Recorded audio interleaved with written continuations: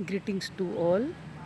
Myself, Dr. Linda Arora, Assistant Professor, Department of Botany, Government PG College, Bara, Rajasthan. Today, we are going to study about hydrocarbon yielding plant euphorbia.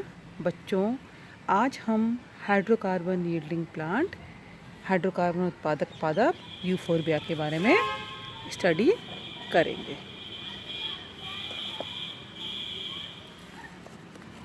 बढ़ती जनसंख्या के साथ साथ प्राकृतिक संसाधनों का दोहन तेजी से हो रहा है। वर्तमान में किसी भी देश के विकास का पैमाना वहाँ के पेट्रोलियम उत्पादों की खपत को माना जाता है। ऐसे में भूतल पर उपस्थित पेट्रोलियम ईंधन तेजी से खत्म हो रहा है। आने वाले समय में देखते हुए वैज्ञानिकों को ऐसा लग रहा है, जो देश जितनी अधिक प्रोग्रेस कर रहा है, यानी कि उसमें पेट्रोलियम का खपत जो है उसमें उतनी ही ज़्यादा हो रही है। इसलिए साइंटिस्ट का ध्यान ऐसे पादपों की ओर गया जिससे कि हमें हाइड्रोकार्बन प्राप्त होते हैं और उन हाइड्रोकार्बन को हम सच सीधा के सीधा वाहनों में पेट्रोल के स्थान पर काम में ले सकें। Hydrocarbons are product of various plant species belonging to different families that convert substantial amount of photosynthetic product into latex. Hydrocarbon plants की जो डिफरेंट स्पीशीज़ हैं, ये इनसे हमें जो लेटेक्स प्राप्त होता है, उस लेटेक्स से हमें हाइड्रोकार्बन प्राप्त होते हैं। साथ ही साथ इनके सीड्स से जो हमें ऑयल प्राप्त होता है, उस ऑयल से भी हमें हाइड्रोकार्बन्स प्राप्त होते हैं। लेटेक्स में अन्य कार्बनिक पदार्थ जैसे ऑर्गेनिक एसिड, प्रोटीन, एल्कोलॉइड्स के अतिरिक्त पर्याप्त मात्रा में टर्पेनॉइड्स भी उपस्थित होते हैं, जिन्हें डायरेक्टली तरल ईंधन के रूप में काम में लेते हैं। Latex producing plants are the families like Euphorbiaceae, Apocynaceae, Asclepidaceae, Sapotaceae, Convolvulaceae। Latex producing plants की जो फैमिलीज हैं, इनसे लेटेक्स प्राप्त होता है बच्चों में यूफोरबिएसी से, एपोसाइनेसी से, एस्क्लेपिडेसी से, सेपोटेसी से, यूटिकेसी से, कॉन्वोवुलेसी से। आज हम हाइड्रोकार्बन यील्डिंग प्लांट यूफोरबिया के बारे में स्टडी करेंगे। Scientific name Euphorbia tirucalli, common name fire stick plant, pencil tree, family Euphorbiaceae. Poisonous part इसका क्या है? लेटेक्स है। Dioecious succulent cactus like milky tree है ये। इसकी पत्तियां जो होती हैं स्मॉल होती हैं, छोटी होती हैं।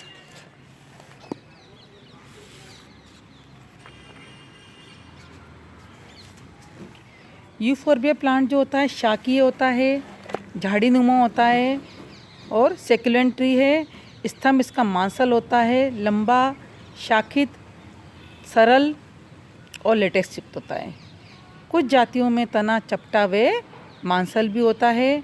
पत्तियां इसकी आशुपाती होती हैं। सामान्य रूप से पर्ण सरल, दीर्घाकार, एशीरिम, सम्मुख या चक्रवत स्तंभ विन्यासित 15 से 18 सेंटीमीटर लंबी होती हैं।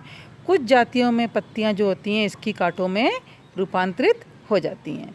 जैसे कि यूफोरबिया टिरुकलाई है, इसमें पर्ण या तो बहुत सूक्ष्म होती है या फिर अनुपस्थित होती है। पादपों में पुष्पक्रम जो होता है इसका साइथियम प्रकार का होता है। Flowers are yellow in colour. इसके फूल जो होते हैं पीले रंग के होते हैं। The plant grow in arid and mesophytic zone. ये प्लांट जो है ओनली कहाँ? एरिड में और मीजोफिटिक जोन्स में ग्रो करता है। इसका मेन ओरिजिन कहाँ है? अफ्रीका से हुआ। वैसे तो विश्व में सभी जगह पर ये पाया जाता है, लेकिन इसका मेन ओरिजिन अफ्रीका से हुआ तथा यहाँ से ये यूएसए, यूरोप, एशिया में मेडिसिनल तथा ऑर्नामेंट प्लांट के रूप में लगाया गया। लेकिन इसकी अधिकता सब ट्रॉपिकल क्लाइमेट में मिलती है। Toxicity, severe inflammation of wall of stomach and intestine.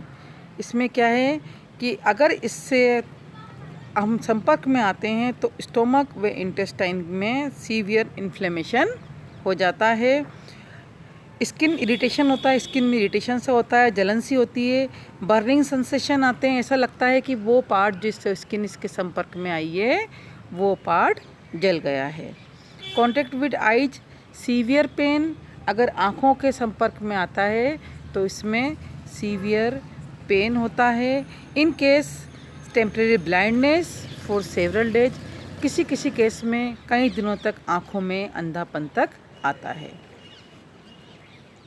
Flushing I with fresh and cool water at least 15 minute, अगर हमें लगता है कि हम आँखों के संपर्क में आ गए हैं तो कम से कम ठंडे पानी से कम 15 मिनट तक लगातार इसको धोना चाहिए। और अगर हम स्किन के कांटेक्ट में आ गए हैं तो हमें हिस्टामिन ड्रग काम में लेना चाहिए। इसके लिए काउंटर एंटी हिस्टामिक ड्रग जो है आजकल अवेलेबल है और हमें तुरंत डॉक्टर के पास जाना चाहिए ताकि इसका उपचार समय पर किया जा सके। There are 283 genera and 7300 species in this family. इस कुल के 283 तो जेनेरा हैं और 7300 स्पीशीज पाई जाती हैं। इसे सामान्यतः पेट्रोलियम ट्री के नाम से जाना जाता है। इस प्लांट का यूज़फुल पार्ट लेटेक्स, ब्रांचेस और रूट्स हैं। ये मांसल कैक्टस के समान ट्री है जो 10 मीटर तक ग्रो करता है।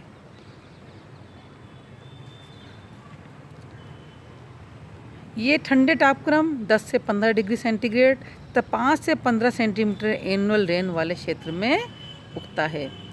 यूफोर्बिया टिरुकलाई हमारे लिए यही गैसोलिन प्लांट के रूप में यही पादप हमारे लिए इम्पोर्टेंट है। यूफोर्बिया टिरुकलाई हमारे लिए इम्पोर्टेंट क्यों है? क्योंकि इसके सीड से प्राप्त तेल से डीजल या गैसोलिन के समान विशेषताएं जिसमें इसके अंदर पाई जाती हैं, जो कि डायरेक्टली मोटर इंजन के रूप में काम में लिया जाता है। इसीलिए यूफोर्बिया टिरुकलाई को हम पेट्रोलियम ट्री के नाम से, पेंसिल ट्री तो कहते ही हैं लेकिन साथ साथ हम इसे पेट्रोलियम ट्री के नाम से जानते हैं।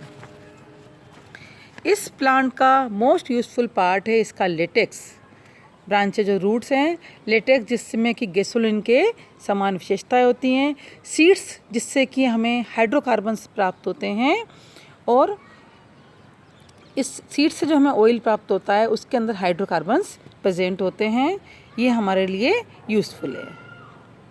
ये मांसल कैक्टस के समान ट्री है जो 10 मीटर ऊंचाई तक ग्रो करता है। अफ्रीका के बगीचों में इसकी तीव्र वृद्धि के कारण ये बाड़ के रूप में भी उपयोग में लिया जाता है। मेन स्टेम व ब्रांचेज वुडी व ब्राउन होती हैं, जबकि तरुण शाखाएं ग्रीन व बेलनाकार होती हैं जो पेंसिल के समान दिखाई देती हैं। पत्तियां सूक्ष्म होती हैं जो आशुपाती होती हैं जो जल्दी गिर जाती हैं। जब पादप का कोई भी भाग क्षतिग्रस्त होता है तो उस भाग से दूध या लेटेक्स स्रावित होता है। इसीलिए इसे पेट्रोलियम प्लांट कहते हैं, क्योंकि ये गैसोलिन के समान हाइड्रोकार्बन सब्सटेंस उत्पादित करता है, प्रोड्यूस करता है।